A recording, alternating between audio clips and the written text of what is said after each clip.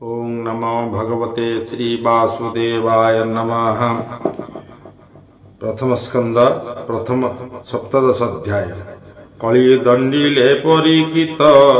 शपथ दशे चरित सुतवाचम एवे हो शुण मुनि जने हरिचरित सुध मने से प्राची सरस्वती कूले विजय चतुरंग बले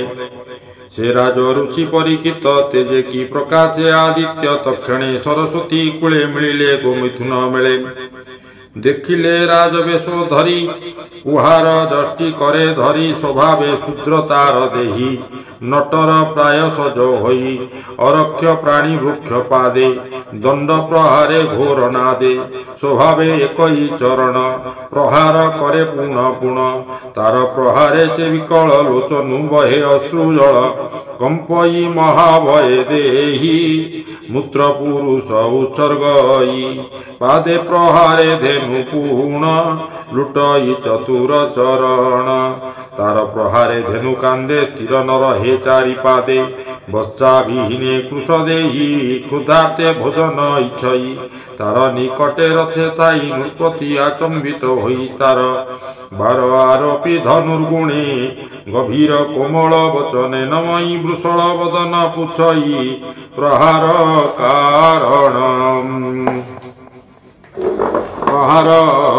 कारण राजा परीक्षित वाच कह ए केवण कारण किंपाई करु प्रहारण काहू अइलु तु पुरुष कह तोहर नाम किस मोर शरण नर लोके याकु करु तु निरख निर्बल प्राणी चरणे प्रहारु बलियारपणे बेसे तु राज रूप धरु शूद्रर प्राय कर्म करु कह ए केवण कारण देख म करे धनुर्बाण देख अर्जुन संगे करी निज भुवने गले हरि प्राणी को जानी रक्षित निज बलरे करू हत प्राणी संहारु अवहले काल तो पुरिला निश्चले पुनि वृषभ मुख चाई संभ्रम चिते पचारई तु वृष अब्राल धवल एकई पादे तुम्भे चल तीनि चरण तोर थिला कह कि हेतु केणे गला क्यों देवता कह तु ही मायारे वृष रूप होई एकथा मते बड़ गरु मोहर मने खेद करू देख कौरव वंश भुजे भले रक्षित मोर राजे प्राणी लोचनु अश्रुजल केबे न पड़ई तल पुणी सुरभि मुख चाही आश्वास वाक्य पचारई तु धेनु कांदु काहीं पाई भूषण भय तोते नाही भो माता रोदन न कर मुहि खड़ंकद पहर मुहि पालक छिजही मोर प्रजा को दुख काही जार राजे प्रजा कूले हिंसा करती दुष्ट खले ता जीवे राजा न शुणई तार आयुष जस काही नाशई पर लोक अंते से पड़ई नरक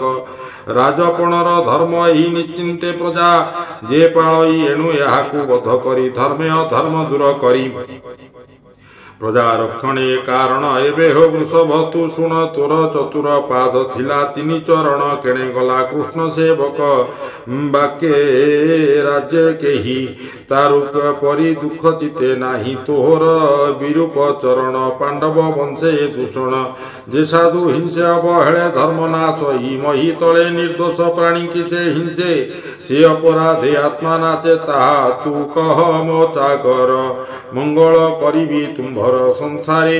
पापी जनकर मो भय हृदय कातर एणु ए लोके अपजस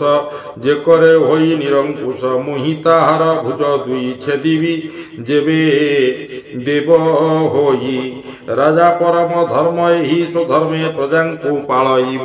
स्वधर्मे पाले वसुंधरी खल चौर्ज जे निवारी ये निवारी जे चारि वर्ण ए जगते स्वधर्म छाड़ी अन्य पथे ताहांक गर्भ जेबे हरे से राजा धर्मे राजे करे राज्यर वाक्य राजार वाक्य शुणी तो से धर्म कह हर से धर्म उवाच पांडव वंशे व्यवहार आरत प्राणी भयहर जाहार पुण्य गुणे हरि सारथी दूत पण करी सुनह पुरुषोत्तम जाहार जेबा निज धर्म प्रजांक क्लेश वाक्य बीज जहूँ ताहा जानिबा आम्भे काहूँ जे वाक्य भेद विमोहन तेणु न जाने तांकु जन किए आत्मज्ञान आत्मा धरे के देह विकल्प विचारे के बोले दैव बलियार के बोले कर्म रे फल के बोले स्वभाव यार के बोले करंती ईश्वर तर कि न पारी जा मने के ताहा कहिब वचने यादि जे विधि वृत्तांत तु राजा या मने चिंत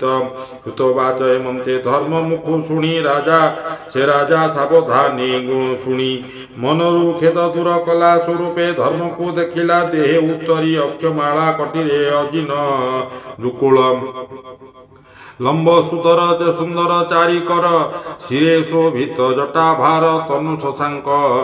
बपु गंजे श्रीवत्स चिन्ह हृदय साजे वसन तड़ित तरास राजा देखिला एहुवेश राजा को स्वरूप देखाई जे वृष एक पादे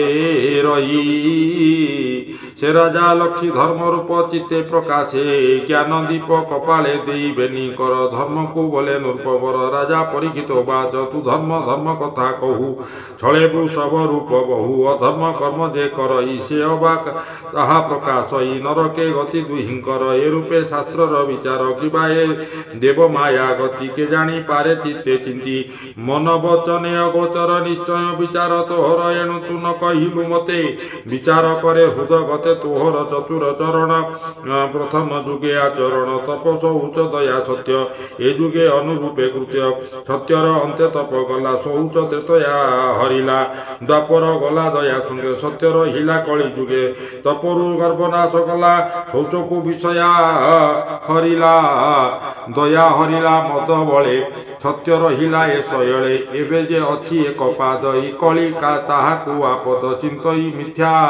अधर्म रे किंपा मोर अधिकारे कठोर सत्य से पालिब से प्राणी कृष्ण को पाइब ए सत्य भावु सत्य जुग ए कली अंते प्रकाशिब ए भूमि भार अपहरी श्रीकृष्ण गले अपसरी कृष्णर पाद पद्म रेखा तेणु ये देशे कौतुका पवित्र सुंदर शरीर देखी आनंद सुरनर से हरि छाड़ी गला जेबे देख ये हार दुख एबे दुर्दशा प्रायश अश्रुमुखी कांदई अति दुखे दुखी पापिष्ट सूत्र राजा जेते सबे भुंजिले मिली मते एमंते धर्म वसुंधरी रा वाक्य प्रबंधे बोध करी तीक्ष्ण खड़ग धरी हते मिलिला कलिर अग्रते अधम हेतु बले मारी मुहि पाळिबी वसुंधरी कली देखिन तावतन छाड़िला नृपति लांचन प्राण कातरे उदवेगे पड़िला राजा पाद जुगे से कली जीवन विकले पादे पड़िला जेते बेले दक्षिण कलिर विकल स्वभावे शरण वत्सल तार विकल मुख देखी खड्ग भुज उठे रखी छेदन न करी तासिर हसी बोलंती नूर्पवर।